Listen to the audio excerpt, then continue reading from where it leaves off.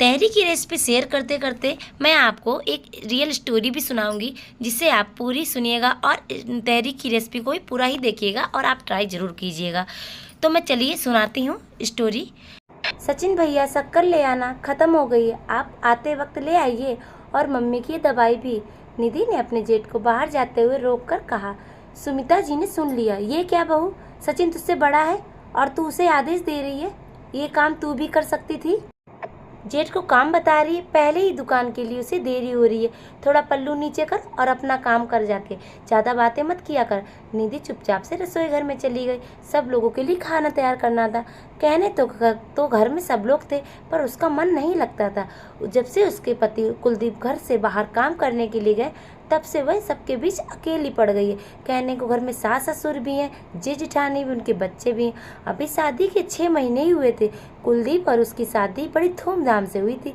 वो दिन याद करके उसके चेहरे पर मुस्कान आ जाती है, पर दूसरे ही पल उसके चेहरे से मुस्कान चली जाती है कि कुलदीप तो वहाँ है ही नहीं। शादी के समय कुलदीप कुछ नहीं करते थे। ये बात ससुराल वालों ने छिपाई थी और कहा था कि वो अपने बड़े भाई के साथ बिजनेस को संभालता है, और कुलदीप ने भी कुछ नहीं बताया था। शादी के कुछ ही दिन ठीक से निकले, पर धीरे धीरे सबने अपने रंग दिखाने शुरू कर दिए। निधि पर सबका काम का बोझ डाल दिया गया। कुलदीप भी सबके कहे अनुसार घर के बाहर के काम करता था। उसकी स्थिति घर में नौकर जैसी हो गई थी। ये देखकर निधि को बहुत दुख होता था। मायके में सौतेली माँ ने घर बाल देखा नहीं, शादी कर दी। अब अपना दुख किससे कहती। एक दिन उसे कुलदीप को बहुत समझाया और कहा कि देखो, अपना कुछ देखना चाहिए। जब तक आप अपना नहीं देखेंगे तो हमारा क्या होगा। आप काम कुछ क्यों नहीं करते, इधर उधर से समय क्यों बर्बाद करते रहते हो। कुलदीप सीधे मन का था। वो हंसने लगा कि रोज़ सारे इतने काम करता तो हूँ। भैया का बिजनेस का सारा सामान इधर से उधर ला के देता हूँ, साथ में गेहूँ पिसवा के लाता हूँ, दूध लाता हूँ, बच्चों को स्कूल छोड़ के आता हूँ, वापस भी आता हूँ, राशन का सामान भी लाता हूँ। घर में इतने सारे काम कौन करता है, मैं ही तो करता हूँ। सुबह से शाम तक सारे काम करता हूँ, और फिर भी तुम कह रही हो काम ही नहीं करते हो। अरे हाँ, आप काम में लगे रहते हो, पर आप अपना काम कुछ क्यों नहीं करते जिसमें आपको सैलरी नहीं मिलती। पता नहीं क्या कारण रहता है जो आपको सैलरी नहीं मिलती, कि आपने पढ़ाई लिखाई भी छोड़ दी, नौकरी भी नहीं की, बिजनेस भी नहीं किया। क्या कारण रहा इसका मुझे नहीं पता। मैं नौकरी के बाद बाहर नहीं गया था, पर अकेला मेरा मन नहीं लगा तो भैया ने कहा वापस आ जा, मेरी मदद करवा देना। निधि फिर बोली, वो ठीक है, पर उसके लिए आपको सैलरी तो नहीं मिलती ना। आप काम पर वापस जाइए, सैलरी वाला कोई काम ढूंढिए ताकि घर का काम चल सके। निधि, घर तो चल रहा है, 2 समय की रोटी तो मिल जाती है, और क्या चाहिए। निधि ये बातें सुन के बोलती, ये रोटी खाना अलग बात है, पर आत्मसम्मान की रोटी खाना अलग बात है। मैं माँ बनने वाली हूँ, होने वाले बच्चे की मेरे ऊपर और आपके ऊपर जिम्मेदारी है। मतलब हम दोनों का खर्चा आपको उठाना है, ये आपका फ़र्ज़ है। आप अपनी सास और जेठानी के ताने नहीं सुन सकते हर रोज़ कि मेरा पति बेरोज़गार है, कुछ कमाता नहीं है। मेरी भी कोई रोटी कमाने की बड़ी मुश्किल से उतरती है, मैं रोटी नहीं खा सकती। ऐसे तो क्या करूं निधि। ठीक है, देखता हूँ। निधि की बातें सुनकर कुलदीप को एकदम से झटका लगा। उसे महसूस हुआ कि निधि सही कह रही है। उसे इस शहर में नौकरी नहीं मिल रही तो क्या हुआ, दूसरे शहर में जाना चाहिए। यह कहकर वो नौकरी की तलाश में निकल गया। एक दोस्त ने उसे अपने पास बुला लिया ताकि वो वहाँ रहकर नौकरी ढूंढ सके। परिवार वालों ने बहुत समझाया कि मत जा, तुम दोनों का खाना तो मिल रहा है ना, और क्या चाहिए तुम्हें, अच्छे से रह रहे हो ना। पर कुलदीप ने निधि की बात पर मान ली थी, और निधि ने समझाया कि खाने के अलावा भी बहुत सी ज़रूरतें होती, और बच्चा भी हो रहा है उसका, उसकी जिम्मेदारी भी तो बनती। बड़े भैया तो अच्छे हैं, पर भाभी नहीं चाहती कि उनके घर का काम करें। भाभी का व्यवहार थोड़ा अलग है। कुलदीप ने शहर जाने की तैयारी कर ली। अब निधि से कहा, यहाँ तुम्हारा ध्यान कौन रखेगा।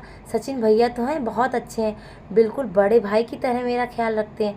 आप चिंता मत कीजिए, जाइए, आप आराम से नौकरी कीजिए, और घर का बिल्कुल भी ध्यान नहीं रखना है, मेरे भैया रखेंगे ना। आप नौकरी ढूंढिएगा, आपको सफलता ज़रूर मिलेगी। कुलदीप को मम्मी पापा ने समझाया, पर वो नहीं रुका। उसने अपनी जिम्मेदारी पूरी करनी थी। जब से कुलदीप गया था उसके मम्मी पापा निधि से भी नाराज रहने लगे थे। उन्हें लगता था कि बहू के आते ही बेटे को हमसे दूर कर दिया।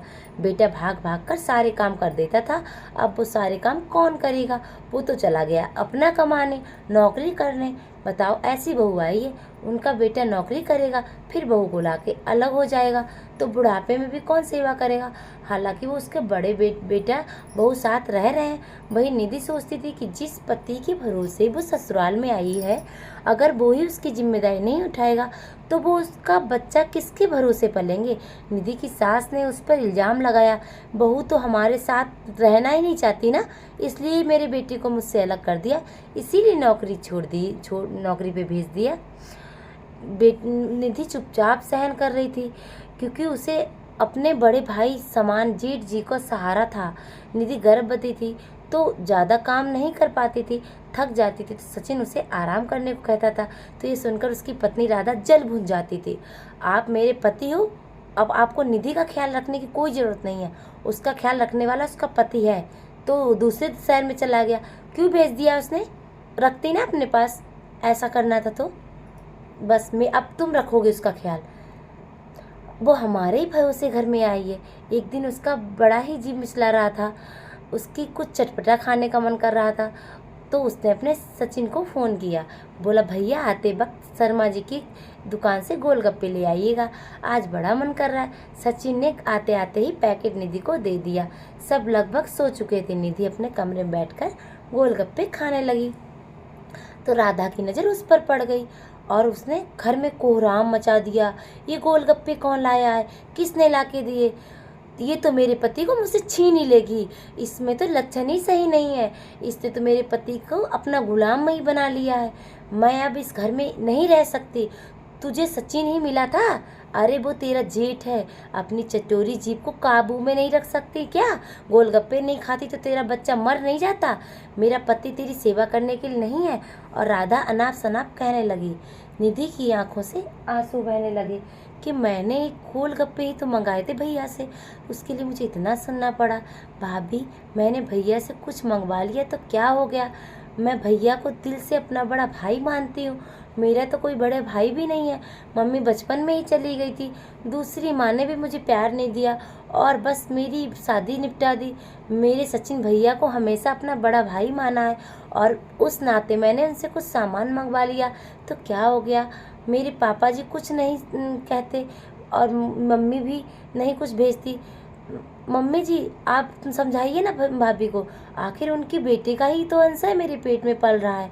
राधा ने सुना और गुस्से में पैर पटक कर बोली, कमरे में आ गई। उधर कुलदीप की नौकरानी लगी नहीं है काम की तलाश की, जो जगह जगह इंटरव्यू दे रहा है। निधि की डिलीवरी के दिन नज़दीक आ रहे हैं, वो अपने परेशान रहने लगी थी।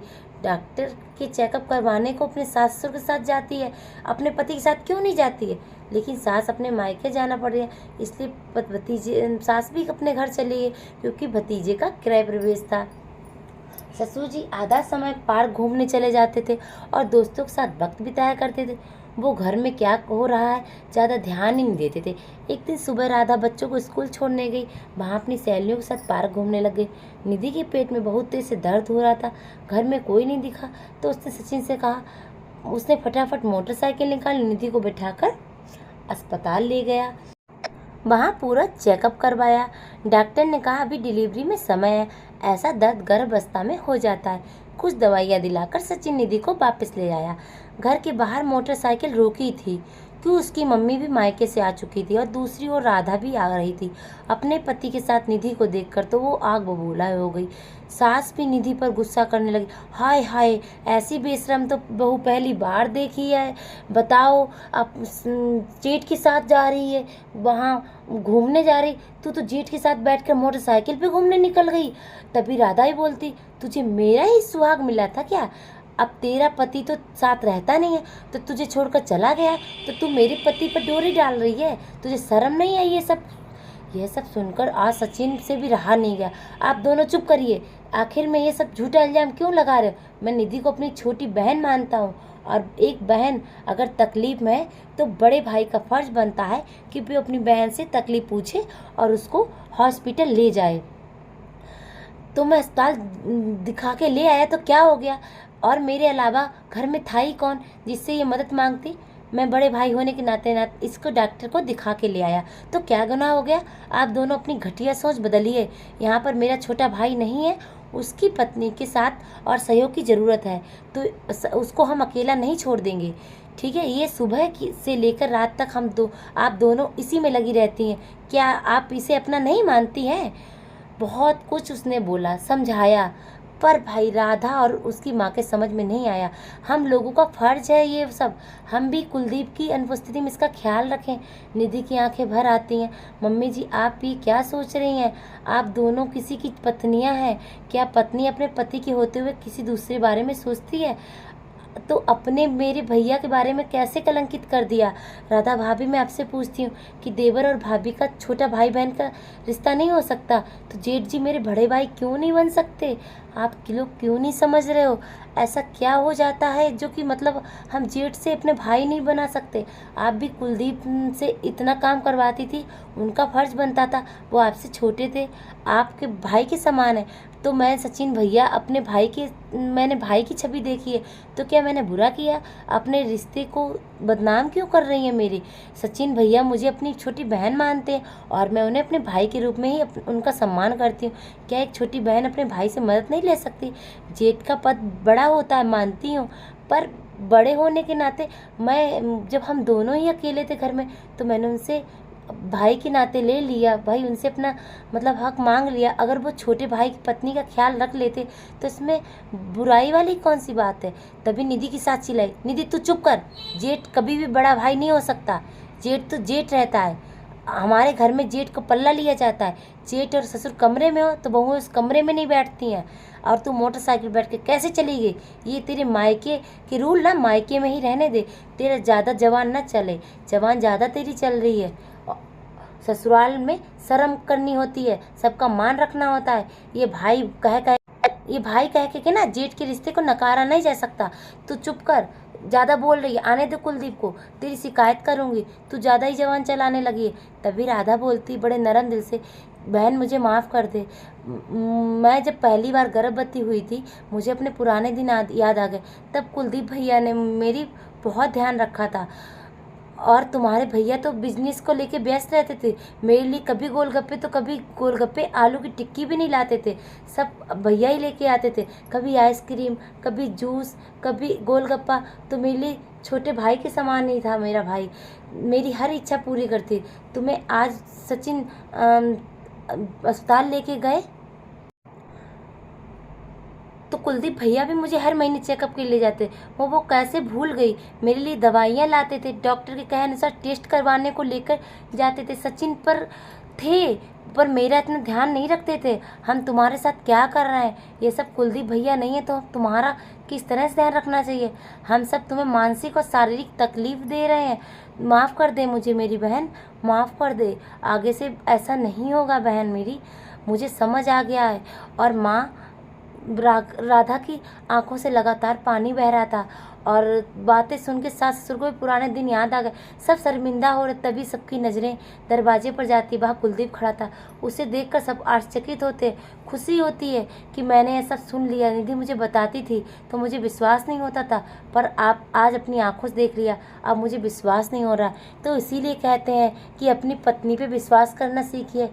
कभी कभी ऐसा होता है कि हमारे माँ, हमारे परिवार वाले, हमारी भाभी भैया भी गलत हो सकते हैं। माना कि यहाँ पे सचिन गलत नहीं था, वो उसका साथ दे रहा था, लेकिन अगर सचिन गलत होता तो बताइए इस तरह से कैसे चलता है। आप लोग ध्यान नहीं देते, अपनी बीवी का ध्यान रखें। तो इस स्टोरी से आपको शिक्षा क्या मिलती है, आप मुझे अपनी राय ज़रूर भेजिए।